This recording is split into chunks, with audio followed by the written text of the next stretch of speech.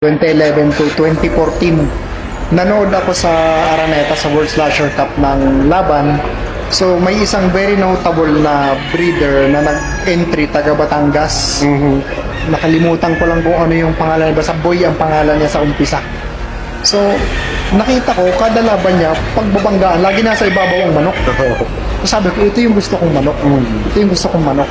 It so happens na blue face hatch pala yun. Yun. Mga blue face yung manok mo. Blue face na umaangat, ha? Malakas sa taas. Blue face. So Okay. sabi ko, ano ba yung karakteristik na yun?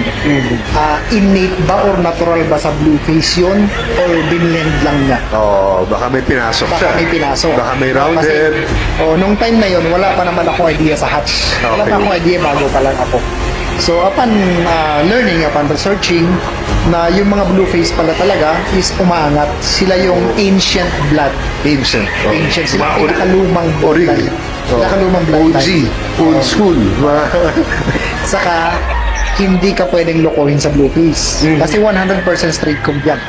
Oh, never may lalabas sa pico. Never, o kung meron mang paisa-isa, sabi nila na throwback. Pero sa akin, sa experience ko, I have produced hundreds, wala pa ako ng isang lumabas na picom pag pure. Oh, so ang chances magkaroon ng pigom dyan is less than 0.5% siguro. No? Less than. Okay. So, ganun ang nangyari. So, yun yung idea ko ng blue face. So, sabi ko, since ganun ang blue face, ang Bruce Barnes